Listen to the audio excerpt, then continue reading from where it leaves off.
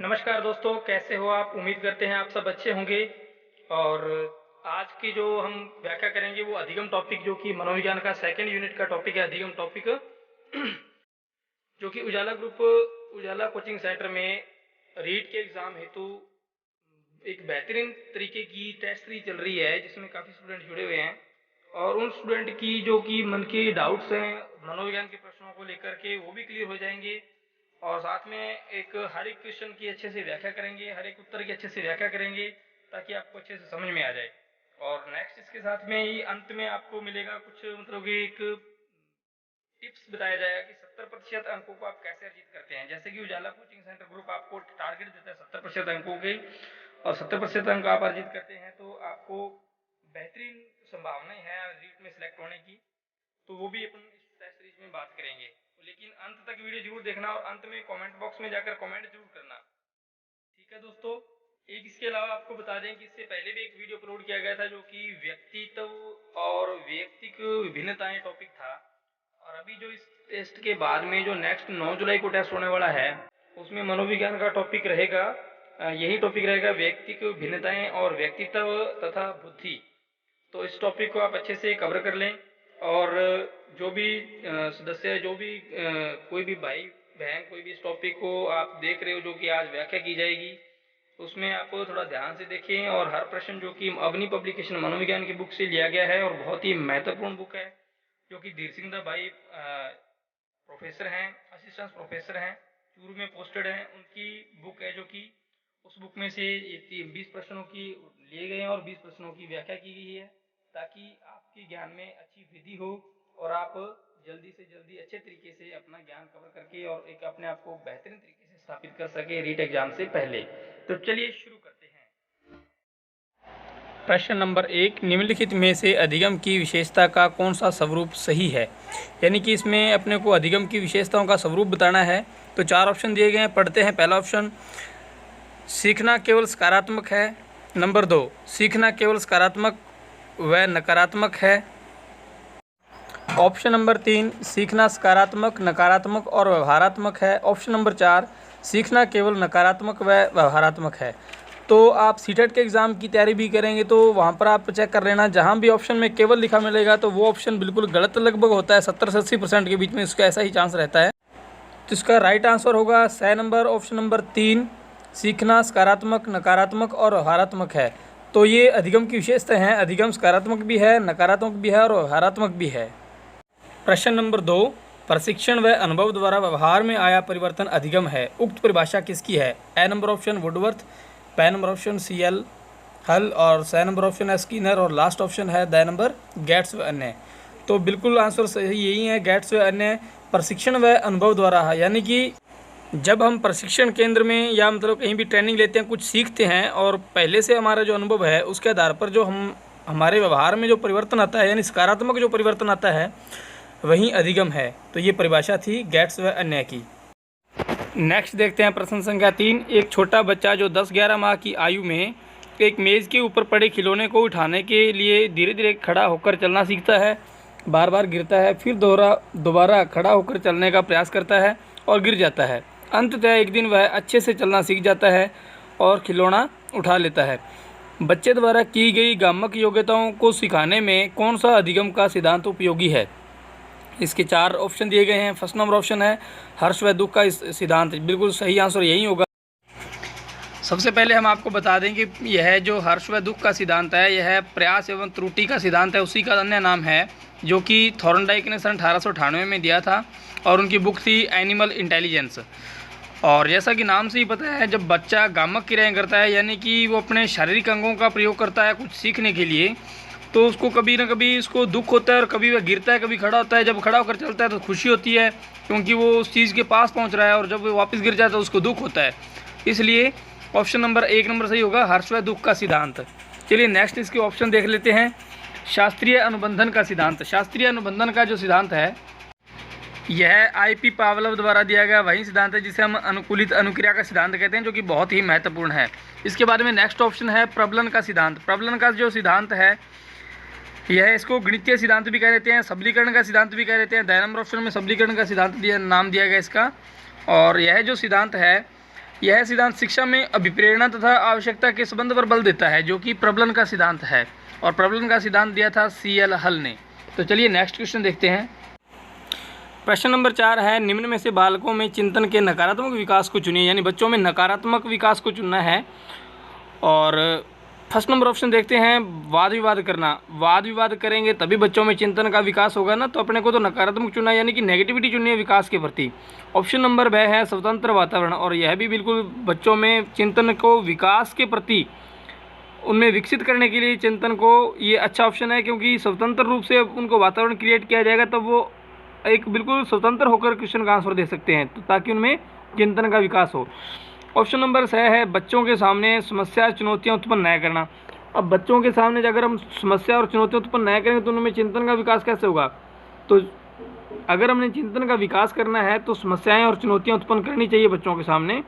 Next number option है D number, खोजपूर्ण प्रश्न कौशल का विकास, यानी कि बच्चों में जब हम चिंतन का विकास कर रहे हैं तो उनके सामने खोजपूर्ण प्रश्न कौशल का विकास अवश्य रूप से करना चाहिए, ताकि वो हर प्रकार के प्रश्नों के उत्तर खोज करके आंसर देते रहें। तो चलिए नेक्स्ट क्वेश्चन देखते हैं। प्रश्न नंबर 5, m बराबर n प्लस डी प्लस आई, यानी m से हो गया मोटिव, मोटिव यानी कि प्रेरक। प्रेरक में क्या क्या चीज़ें आ जाती है, प्रेरक में नीड आ जाती है, नीड यानी आवश्यकता, डी यानी ड्राइवर, और आई यानी इंसेंटिव, यानी कि आवश्यकता, चालक और प्रोत्साहन, तीनों चीज़ें मिलकर के क्या बनता है, प्रेरक बनता है। और इनका प्रतिपादन इसका किसने किया था, वुडवर्थ ने। नेक्स्ट है प्रश्न नंबर 6, अधिगम तक पहुंचने के मार्ग को कहते हैं, यानी अधिगम तक पहुंचने के मार्ग को क्या कहते हैं। ए नंबर उद्दीपन, ब नंबर प्रवाहिता, स नंबर संवेदना, और द नंबर अभिप्रेरणा। तो बिल्कुल राइट आंसर अभिप्रेरणा ही होगा, क्योंकि अधिगम के लिए सबसे जरूरी है अभिप्रेरणा, क्योंकि सबसे पहले हमारे अंदर एक प्रेरणा होनी चाहिए, तभी अधिगम प्रक्रियाओं के बेस्ट रिजल्ट मिल सकते हैं। चलिए नेक्स्ट प्रश्न देखते हैं। नेक्स्ट है प्रश्न नंबर 7, एक अध्यापक को निम्न में से किस कथन से सहमत होना चाहिए। ए नंबर ऑप्शन है, आंतरिक अभिप्रेरणा तब होती है जब अधिगम करता है बाह्य संतोषजनक परिणाम का अनुभव करने के लिए कार्य करता है। ब नंबर है, बाह्य अभिप्रेरणा तब उत्पन्न होती है जब अधिगम करता बाह्य पुरस्कार प्राप्त करने के लिए कार्य करते हैं। और स नंबर ऑप्शन है, बाह्य पुरस्कार से स्थायी व्यवहार में परिवर्तन होता है। और द नंबर ऑप्शन है, बाह्य पुरस्कार आंतरिक अभिप्रेरणा प्रदान करते हैं। तो इसका ब नंबर ऑप्शन बिल्कुल सही होगा, क्योंकि बाह्य अभिप्रेरणा तब उत्पन्न होती है जब अधिगम करता बाह्य पुरस्कार प्राप्त करने के लिए कार्य करता है। बाह्य अभिप्रेरणा क्या होती है और आंतरिक अभिप्रेरणा क्या होती है। बाह्य अभिप्रेरणा होती है कि किसी बाहर की चीज़ को देख करके, यानी किसी के द्वारा प्रेरित किया जाना, और आंतरिक अभिप्रेरणा होती है यानी खुद ही अपने ही मनोभाव से प्रेरित हो जाना। तो जब अध्यापक बच्चों के सामने कोई पुरस्कार रखेगा, उनको कोई प्रलोभन देगा, तो अध्यापक क्यों ले रहा है प्रलोभन, बच्चों को मतलब अप्रेरित कर रहा है वो, तो इसलिए बाह्य अभिप्रेरणा का ये उदाहरण दिया गया है। नेक्स्ट देखते हैं प्रश्न नंबर 8, सिद्धांत जिसमें किसी समस्या के तत्कालिक समाधान को प्रमुखता दी जाती है। ए नंबर समीपता का सिद्धांत, ब नंबर अनुबंधन का सिद्धांत, स नंबर है सूझ का सिद्धांत, और द नंबर है सक्रिय अनुक्रिया अधिगम सिद्धांत। तो इसका राइट आंसर है जैसे सूझ का सिद्धांत, तो ये वही सूझ का सिद्धांत है जो कि कोहलर ने दिया था, और इसके अन्य नाम है समग्रता का सिद्धांत भी इसको कह देते हैं, और गेस्टाल्टवादी सिद्धांत भी इसको कह देते हैं, जो कि 1917 में दिया गया था। और जैसा कि एक साधारण भाषा में हम अपन समझने के लिए, एक मान लो कि अपने को रीट टारगेट है अपना, और अपने अच्छे अंकों से रीट में नंबर लाना है, तो हम सोचते हैं कि मतलब जब हम कोई क्रिया को करने के लिए, उस चीज़ को प्राप्त करने के लिए हमें समस्या आ रही है, तो हम इधर उधर कुछ ट्राई करते हैं कि ताकि हमें कुछ ना कुछ ऐसी सफलता मिल जाए। तब हम कोशिश करते हैं बेस्ट नोट्स लाने की, या कुछ खुद मतलब कि उसके लिए एक अपने जो कि एक्सपेरिमेंट लाने की, अपनी तैयारी में कुछ ना कुछ परिवर्तन लाने की कोशिश करते हैं। तो तुरंत मन के अंदर एक जो तत्कालिक एक भाव उत्पन्न होता है किसी चीज़ को प्राप्त करने के लिए, वही होता है सूझ का सिद्धांत। हो सकता है, मैं उम्मीद करता हूँ आपको बेस्ट तरीके से समझ में आया होगा दोस्तों। यानी कि किसी टारगेट को अचीव करने के लिए जब हमें समस्याएं आती है, तो हम किसी दूसरी चीज़ का, हमारे मन के अंदर एक विचार आता है, तुरंत विचार आता है, जिसे हम सूझ का सिद्धांत कहते हैं, कि किसी अन्य चीज़ का सहारा लेकर हम उस टारगेट को अचीव करते हैं जो। नेक्स्ट है प्रश्न नंबर 9, गैने के अनुसार अधिगम का उच्चतम स्तर कौन सा है। समस्या समाधान का अधिगम है जो, उसको गैने ने एक उच्चतम स्तर बताया है अधिगम का। नेक्स्ट देखते हैं प्रश्न नंबर 10, एक बालक पहाड़े सीखकर उसका उपयोग गुणा और भाग में करता है, अधिगम स्थानांतरण के किस प्रकार का यह उदाहरण है। ए नंबर है मानसिक से शारीरिक, ब नंबर है शारीरिक से मानसिक, स नंबर है मानसिक से मानसिक और द नंबर है शारीरिक से शारीरिक। तो यानी कि एक बच्चा जब पहाड़े सीखकर अपने माइंड को और गुणात्मक परिवर्तन करके किसी और नेक्स्ट चीज़ में कोई परिवर्तन लाता है, कुछ नेक्स्ट चीज़ को भी अचीव करने में वो समर्थ हो चुका है, तो यानी कि उसकी मानसिक क्षमता में ही गुणात्मक परिवर्तन हो रहा है। तो इसलिए मानसिक से मानसिक इसका राइट आंसर यही होगा, क्योंकि उसने शारीरिक क्रिया तो कोई की नहीं। ऐसा तो है नहीं कि मतलब बच्चा बुक पढ़ने के बाद में और जाकर खेल के बारे में बुक में पढ़ा कोई भी गेम के बारे में, फिर जाकर खेल मैदान में जाकर के वो अच्छा खेल खेलने लगा है, यानी बुक में से पढ़ करके वो खेल में जाकर अच्छा करने लगा है, तो उसकी शारीरिक क्रियाओं का मतलब कि उपयोग कर रहा है तो दूसरे वाले गेम में, तब तो मानते हैं भी मानसिक से शारीरिक होगा, लेकिन इसमें तो मानसिक से मानसिक ही होगा। बिल्कुल सिंपल प्रश्न है दोस्तों। नेक्स्ट देखते हैं प्रश्न नंबर 11। जीन पियाजे के संज्ञानवाद विकास की अवस्थाओं के अंतर्गत अंत्यादृष्टि अवधि यानी अंत्य प्रज्ञात्मक है। ए नंबर ऑप्शन है 0 से 2 वर्ष, बी नंबर ऑप्शन है 2 से 4 वर्ष, सी नंबर ऑप्शन है 4 से 7 वर्ष और द नंबर ऑप्शन है 7 से 11 वर्ष। सबसे पहले देखते हैं ए नंबर ऑप्शन। ए नंबर ऑप्शन में क्या है 0 से 2 वर्ष, यानी कि जो जीन पियाजे ने संवेगात्मक विकास की जो 5 अवस्थाएं बताई उनमें पहली अवस्था होती है ये 0 से 2 वर्ष संवेदी या इंद्रिय गामक अवस्था भी जिसको कहते हैं, जिसमें बालक संवेदना तथा शारीरिक क्रियाओं के माध्यम से कुछ ना कुछ ज्ञान अर्जित करता है, कुछ ना कुछ सीखता है। और जो बी नंबर ऑप्शन है वो है पूर्व संक्रियात्मक ऑप्शन का पहला भाग है। पूर्व संक्रियात्मक अवस्था के 2 भाग, एक तो है आत्मकेंद्री जिसमें 2 से 4 वर्ष तक की आयु होती है और एक है अंत्य प्रज्ञात्मक जिसमें 4 से 7 वर्ष तक की आयु होती है। और जो पहला है 2 से 4 वर्ष, इसमें क्या होता है कि बालक में मौलिक भाषा या संकेतों के माध्यम से सर्वाधिक विकास होता है। और जो स नंबर ऑप्शन है इसका 4 से 7 और यही राइट आंसर है। इसमें क्या होता है कि बालक सहज रूप से विचार करना प्रारंभ कर देता है तथा साधारण मानसिक क्रियाएं करता है इसमें, जैसे जोड़ करना, घटाव करना, भाग देना इत्यादि। और जो अंतिम ऑप्शन है यह मूर्त संक्रियात्मक अवस्था का भाग है जिसमें 7 से 4 वर्ष तक की आयु होती है। और इसमें क्या होता है कि बालक मूर्त रूप से चिंतन करता है या विचार करता है। और इसके अलावा एक 5वीं अवस्था और होती है जिसको अपने औपचारिक संक्रियात्मक अवस्था कहते हैं, जो होती है 12 से 15 वर्ष तक। चलिए नेक्स्ट देखते हैं प्रश्न नंबर 12 है। एक बच्ची आत्म केंद्रीकरण को छोड़कर दूसरों के दृष्टिकोण को अधिक महत्व देना प्रारंभ कर देती है। जीन पियाजे के अनुसार बच्ची किस अवस्था में प्रवेश कर चुकी है? तो इसका बी नंबर ऑप्शन होगा सीधी सी बात है मूर्त संक्रियात्मक अवस्था। मूर्त संक्रियात्मक अवस्था क्या होता है कि बालक मूर्त रूप से चिंतन या विचार करना प्रारंभ कर देता है, किसी दूसरों के विचारों को भी थोड़ा समझने का प्रयास करता है। यहाँ से शुरू होती है ये मूर्त संक्रियात्मक अवस्था, जैसे किसी चीज़ का वर्गीकरण करना, किसी चीज़ की तुलना करना। और इसका राइट आंसर यही होगा बी नंबर ऑप्शन। चलिए नेक्स्ट देखते हैं प्रश्न नंबर 13। प्रश्न नंबर 13 में है कि अंतर्दृष्टि सिद्धांत के अंतर्गत कौन सा नियम शामिल नहीं है, यानी कि अपने को 4 नियम देगी, इनमें से ऐसा नियम चुनना है जो अंतर्दृष्टि सिद्धांत के अंतर्गत शामिल नहीं है। तो पहला है समता का नियम, और दूसरा है निकटता का नियम, तीसरा ऑप्शन है निरंतरता का नियम और चौथा ऑप्शन है दूरस्थता का नियम। तो इसका यही ऑप्शन अपने राइट होगा दूरस्थता का नियम, क्योंकि 3 नियम है अंतर्दृष्टि सिद्धांत के, समता का नियम, निकटता का नियम और निरंतरता का नियम। तो राइट ऑप्शन होगा द नंबर। प्रश्न नंबर 14 है सामाजिक अधिगम का सिद्धांत के प्रतिपादक कौन है, यानी कि सामाजिक अधिगम का सिद्धांत का प्रतिपादन किसने किया? इसका ए नंबर ऑप्शन है Colder, B number Albert Bandura, C number है वुडवर्थ और D number Spearman. Right option आपके सामने है, अल्बर्ट बंडूरा ने ही सामाजिक अधिगम का सिद्धांत दिया था। नेक्स्ट है प्रश्न नंबर 15। चालक न्यूनता सिद्धांत का प्रतिपादन किसने किया? फ्रायड, मैकडूगल, मैस्लो, सीएल हल। तो चालक न्यूनता का सिद्धांत प्रबलन का सिद्धांत है, जो उसी को चालक न्यूनता सिद्धांत कहा जाता है, जिसे हम सबलीकरण का सिद्धांत भी कहते हैं। और इस सिद्धांत को स्किनर ने अधिगम का सर्वश्रेष्ठ और चालक न्यूनता का सिद्धांत कहा है, यानी यही सिद्धांत है चालक न्यूनता का सिद्धांत, जिसको हम प्रबलन का सिद्धांत भी कहते हैं और सबलीकरण का सिद्धांत भी कहते हैं और प्रेरणा प्रबलन ह्रास सिद्धांत भी कहते हैं और आवश्यकता आकलन का सिद्धांत भी कहते हैं। नेक्स्ट देखते हैं प्रश्न नंबर 16। अब्राहम मैस्लो के आवश्यकता पदानुक्रम सिद्धांत में उन्होंने 1959 में 3 आवश्यकताएं जोड़ी। उन आवश्यकताओं में से निम्नलिखित में से कौन सी आवश्यकता शामिल नहीं है? तो सबसे पहले जानते हैं आवश्यकता पदानुक्रम सिद्धांत के बारे में। ये कब दिया? अब्राहम मैस्लो ने 1954 में दिया और इसमें शारीरिक सुरक्षा, प्रेम, सम्मान और आत्मसिद्धि सम्मिलित है। और 1954 के बाद 1959 में उन्होंने 3 आवश्यकताएं अन्य जोड़ी थी, जिनमें से एक तो है उत्तेजना की आवश्यकता, समग्रता की आवश्यकता या एकीकरण की आवश्यकता और द नंबर ऑप्शन है आध्यात्मिक आवश्यकता। तो ए नंबर ऑप्शन है इसका आंसर होगा, जो उन्होंने यह आवश्यकता अपने आवश्यकता पदानुक्रम सिद्धांत में नहीं जोड़ी थी। तो चलिए नेक्स्ट प्रश्न देखते हैं, प्रश्न नंबर 17। प्रेरणा का स्रोत निम्नलिखित में से कौन सा नहीं है, यानी कि प्रेरणा का स्रोत कौन सा नहीं है?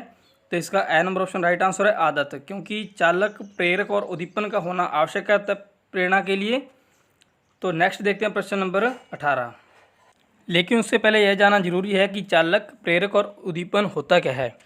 चालक होता है जैसे किसी शरीर की मतलब शारीरिक आंतरिक क्रिया जो होती है, दशा होती है, जिसे भूख है, प्यास है, इस प्रकार से। और उद्दीपन क्या होता है, चालक की संतुष्टि के लिए जो प्रोत्साहन मिलता है उसे उद्दीपन कहते हैं।